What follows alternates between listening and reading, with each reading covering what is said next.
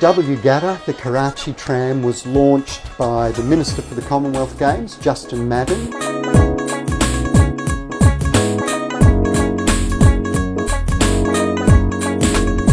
And it ran for the 2 weeks of the Commonwealth Games around the city circle line. And it was a huge hit.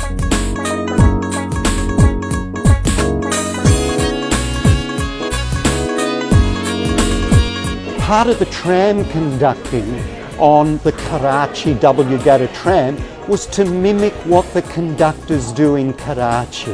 And so we'd jump out of the tram as people were coming in and we'd call the stops, W Gata, W Gata, W Gata, W Gata. Once everyone was inside, we'd do what the Karachi conductors do, bang the side of the bus and then head back inside the tram.